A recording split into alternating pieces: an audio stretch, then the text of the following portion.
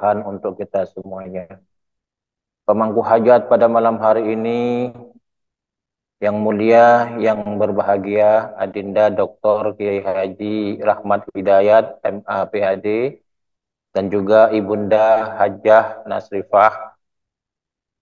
Semoga dengan manakib Sultanil Aulia Syekh Abdul Qadir Al-Jailani, Allah mencurahkan rahmatnya kepada beliau beserta keluarga besarnya, dipanjangkan usia dunianya, disehatkan jiwa raganya, dimudahkan segala urusannya, diluaskan rezekinya, dikabulkan hajat-hajatnya, dan dibahagiakan kehidupan dunia dan akhiratnya. Amin, Allahumma amin. Juga untuk kita semuanya, ikhwan wal akhwat rahimakumullah. Seperti yang saya sampaikan pada kesempatan sebelumnya, bahwa di antara momen daripada kejadian-kejadian di bulan Rajab itu, di samping peristiwa Isra wal Mi'raj, peristiwa diperintahkannya melaksanakan sholat, dan kemarin kita bahas tentang kelahiran Sayyidina Ali karamallahu wajhah di bulan Rajab, dan juga tidak kalah pentingnya di bulan Rajab ini diketahui ibunda Nabi kita Muhammad sallallahu alaihi wasallam mengandung beliau Nabi Muhammad sallallahu alaihi wasallam. Ikhwan wal akhwat rahimakumullah, Rasulullah sallallahu alaihi wasallam memiliki orang tua yang memiliki keturunan yang suci, orang tua laki-laki yang suci, dan ibunda yang terpelihara. Ibunda Rasulullah sallallahu alaihi wasallam mengandung dari suami yang bernama Abdullah bin Abdul Muttalib. Abdul Muttalib ini ayah daripada Sayyid Abdullah dan kakek dari Nabi Muhammad sallallahu alaihi wasallam. Beliau merupakan pemuka besar dari suku Quraisy yang memiliki putra bungsu yang tampan ibarat Nabi Yusuf di zamannya, yaitu Sayyid Abdullah. Ikhwanul ahwat rahimakumullah, sebagaimana kita ketahui bersama bahwa leluhur dari Nabi Muhammad sallallahu alaihi wasallam, dari ayahnya Abdullah, kakeknya Abdul Muthalib sampai ke atas, ini merupakan keluarga atau keturunan yang memegang teguh wajib menjaga kehormatan, tidak diperbolehkan melakukan hubungan zina. Maka silsilah keturunan Nabi Muhammad sallallahu alaihi wasallam sampai ke atas adalah merupakan keturunan-keturunan yang terjaga, yang suci, yang bersih. Kita ketahui bersama bahwa ayahanda dari Nabi Muhammad sallallahu alaihi wasallam yang bernama Sayyid Abdullah itu adalah merupakan putra bungsu dari Abdul Muthalib. Jadi Abdul Muthalib itu memiliki anak sebanyak 13 anak. Yang paling bungsu itu adalah orang tua Nabi Muhammad sallallahu alaihi wasallam.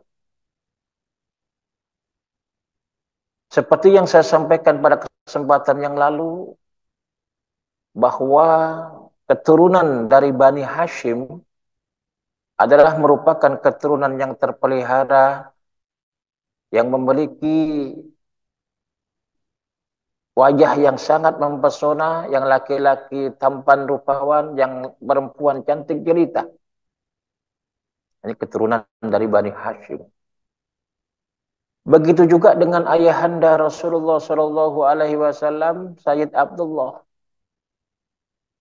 yang bukan hanya memiliki ketampanan wajah, tetapi juga memiliki budi luhur yang baik atau akhlakul karimah. Memiliki anak 13, Sayyid Abdul Muttalib ini sangat seleksi di dalam memilih pendamping daripada putra-putrinya. Oleh karena itu, putra-putri dari Abdul Muttalib ini memiliki pendamping yang benar-benar pilihan. Di samping memiliki menantu yang cantik, juga berakhlakul karim.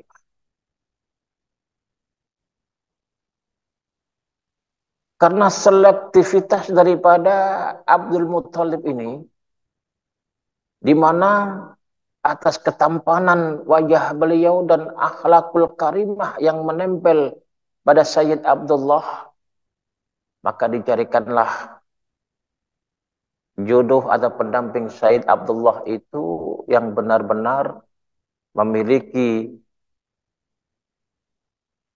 keluhuran, kesucian, dan juga akhlak yang ada pada diri pendamping putra-putrinya, termasuk Sayyid Abdullah, ayahanda Rasulullah Sallallahu Alaihi Wasallam.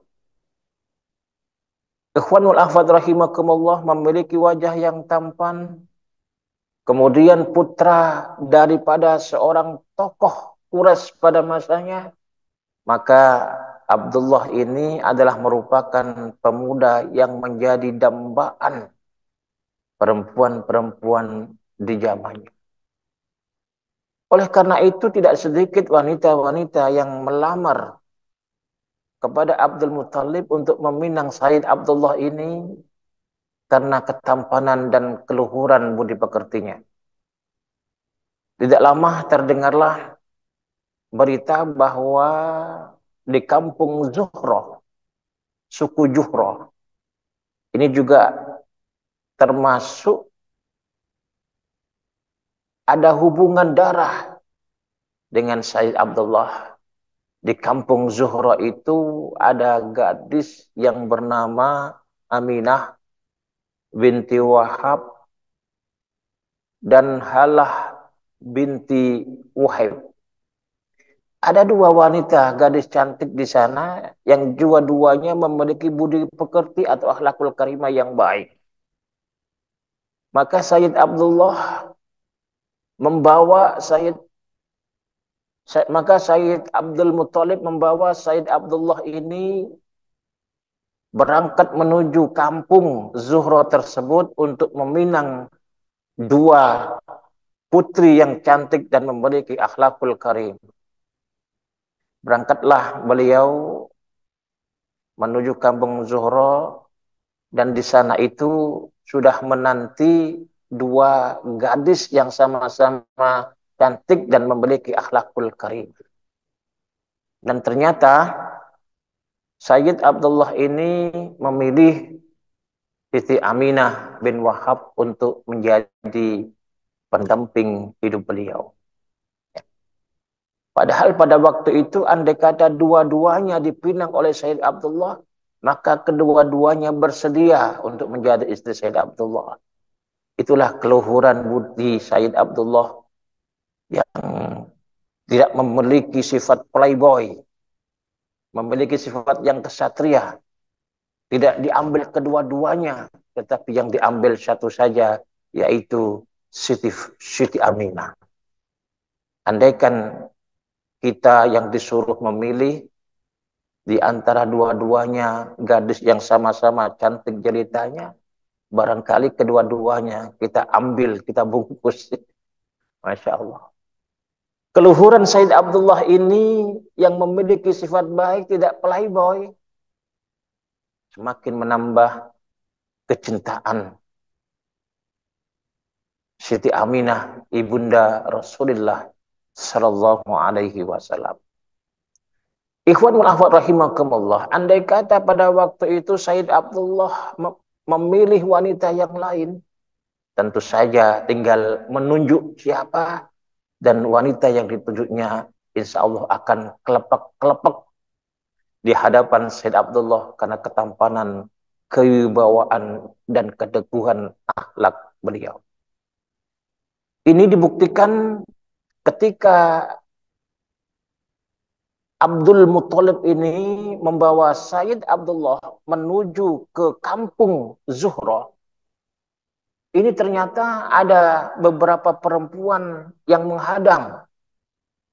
Di antaranya adalah perempuan yang bernama Laila Al-Adawiyah, yang terkenal dengan sebutan Qutailah. Dia itu adalah wanita yang cantik, kaya raya. Cantik dan kaya raya. Dan dia adalah merupakan saudara dari Warokoh. Ingat Warokoh, pendeta dari agama Nasrani yang mengetahui bahwa akan lahir dari keturunan Said Abdullah itu adalah seorang nabi. Oleh karenanya, ketika lewat di hadapan rumahnya, Laila Al-Adawiyah ini, dia menghadang. Dia terang-terangan menyatakan kepada Sayyid Abdullah, wahai Abdullah, menikahlah dengan saya.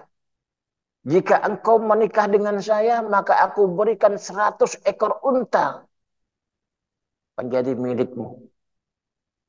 Tetapi dengan akhlak yang baik, Abdullah ini menjawab daripada permintaan Lailah Al-Adawiyah ini dengan mengatakan, sesungguhnya saya ini apa kata ayah saya. Nah, inilah budi pekerti gadis-gadis zaman dahulu ketika terkait dengan pendamping hidupnya, maka diserahkan sepenuhnya kepada orang tuanya. Lain dengan gadis-gadis zaman sekarang, ya, menentukan pilihannya sendiri. Kalau orang tuanya tidak setuju, maka akan kawin lari dan sebagainya.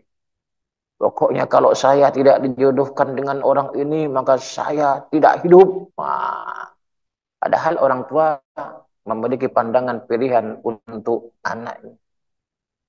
Inilah perubahan nilai-nilai dalam perkembangan kehidupan di dunia ini. Nah,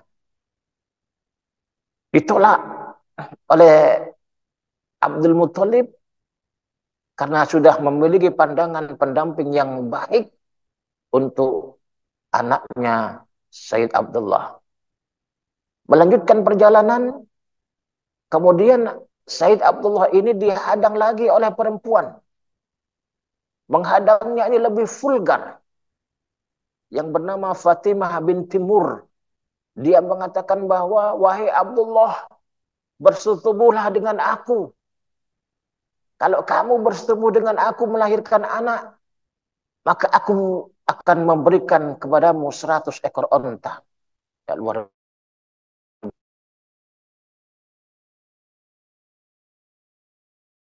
biasa. Coba kalau kita ditawari gadis cantik, kaya raya, akan diberikan, dan akhlak Said Abdullah ini sungguh mulia. Dia tidak terlalu, dia adalah seorang pria yang perkasa, pria sejati. Ikhwan awad rahimakumullah. Ini adalah gambaran bahwa sikap akhlak daripada Said Abdullah ini adalah merupakan sikap dan akhlak yang karimah. Begitu juga dengan Siti Aminah, calon istri beliau yang dipinangnya.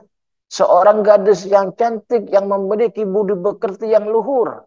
Maka pertemuan perkawinan dari keduanya ini juga melahirkan seorang yang tampan, seorang yang memiliki budi pekerti yang luhur, yang diturunkan juga dari kedua orang tuanya. Setelah menikah, barangkali lain dengan orang sekarang, tidak mandi dulu, tidak bersih-bersih dulu, tidak pakai parfum wangian. datang dari sawah langsung brus, datang dari nyopir brus, datang dari ngajar brus, bolak-balik beras brus beras brus, akhirnya melahirkan anak yang geda brus. Mari ikhwanul akhwat sekalian, khususnya anak-anak kita, pasangan-pasangan muda, garapannya yang halus, ya, garapannya yang halus. Ya. Seperti yang dilakukan oleh Said Abdullah beserta istrinya Siti Ami. Saya membaca di dalam kitab yang bernama Fathul Izar. Di situ ada warning-warning bagaimana kita di-warning untuk tidak melakukan hubungan suami istri di dalam keadaan tertentu. Salah satu contoh adalah jangan kita melakukan hubungan suami istri di awal atau di akhir bulan Qamariyah. Karena itu pestanya setan. Sehingga kalau kita lupa membaca perlindungan kepada Allah, dikhawatirkan setan itu ikut berkecimpung di dalam persetubuhan itu. Akhirnya lahir manusia tetapi akhlaknya seperti setan. Di dalam kitab itu juga diterangkan jangan kita berhubungan suami istri di tempat yang terbuka, yang langsung terkena cahaya bulan atau cahaya matahari. Sebab kalau melakukan hubungan dan melahirkan anak, anak itu menjadi anak yang gelap hatinya. Akan melawan kepada orang tua. Kemudian jangan kita melakukan hubungan suami istri di malam hari raya. Baik hari raya Idul Fitri adapun hari raya Idul Adha. Sebab di dalam kitab ini diterangkan orang yang melakukan hubungan suami istri dan melahirkan anak di malam hari raya, maka anaknya anggota badannya akan bertambah. Jari jemarinya yang normalnya 5 akan menjadi 6. Kemaluannya yang 1 akan menjadi ganda, menjadi banci. Ini biasanya melakukan hubungan suami istri di malam hari raya Idul Fitri atau Idul Adha. Jangan melakukan hubungan suami istri dalam keadaan telanjang bulat. Harus ada yang ditutupi. Sebab kalau telanjang bulat melahirkan anak-anaknya itu akan membuat malu keluarganya. Kemudian di dalam kitab itu diterangkan kalau hubungan suami istri jangan saling memandang kemaluan pasangannya. Sebab kalau memandang kemaluan pasangannya sebelum hubungan suami istri di dalam kitab ini diterangkan, maka anaknya akan suka zina. Kemudian jangan melakukan hubungan suami istri sambil bicara. Di dalam kitab ini diterangkan kalau hubungan suami istri sambil bicara akan melahirkan anak yang bisu. Jangan berhubungan suami istri dalam keadaan gelap. Karena kalau lahir dalam hubungan dalam kondisi yang gelap gulita akan melahirkan anak yang belajar ilmu hitam, ilmu sihir. Sebaliknya kalau membuat anak hubungan suami di dalam keadaan yang terang, maka akan melahirkan anak yang tampan dan anak yang cantik. Ini kata kitab Fathul Izar. Kemudian jangan melakukan hubungan suami istri sambil bertanya bekal perjalanan. Maka akan melahirkan anak yang suka bohong. Jangan melakukan hubungan suami istri di bawah pohon. Karena anaknya akan segera meninggal dalam keadaan tenggelam. Karena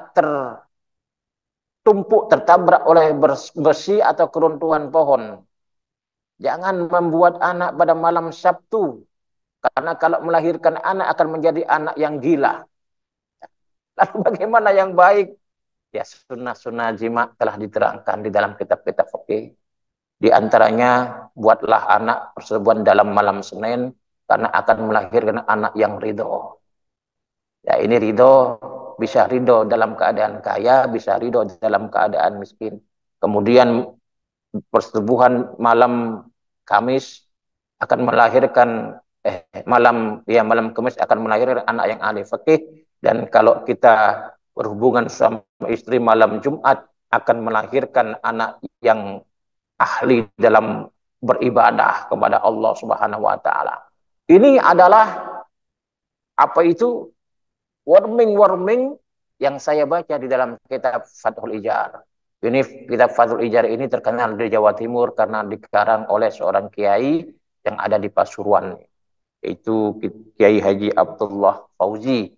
Ya, kitab Fathul Ijar itu adalah pendidikan seks untuk para santri dari pengetahuan seksualitas. Bahkan di sana itu diterangkan bagaimana cara membuat anak sehingga menjadi anak lahir laki-laki. Bagaimana cara melahirkan anak perempuan. Dan ini saya praktekkan ternyata betul. Ya, betul. Saya itu punya anak 5. Yang pertama perempuan, kemudian laki, perempuan, laki, perempuan. Saya punya kakak dokter, anaknya 4 itu perempuan semuanya. Kemudian saya kasih tahu, kalau pengen punya anak laki-laki, begini caranya. Sesuai dengan kitab Fathul Ijar. Ternyata dipraktekkan anak yang kelima itu laki-laki. Ini manjur. Karangan Kiai Abdullah Fauzi ini. Kitab Fathul Ijar. Fathul Ijar sendiri memiliki makna membuka sarung atau membuka pakaian. Nah ini ikhwan wal akhwat rahimakumullah, untuk melahirkan anak yang mulia. Tentunya diawali dari orang tua yang mulia. Untuk melahirkan anak yang ahli pejuang dimulai dari orang tua yang pejuang, ibu yang pejuang. Oleh karena itu, mari kita mulai, kita nasihatkan kepada anak-anak kita, pasangan-pasangan muda untuk membuat anak itu dengan cara yang halus, dengan cara yang bagus, sesuai dengan anjuran-anjuran Nabi dan anjuran-anjuran para ulama. Mudah-mudahan anak keturunan kita menjadi anak keturunan yang soleh ataupun solehah.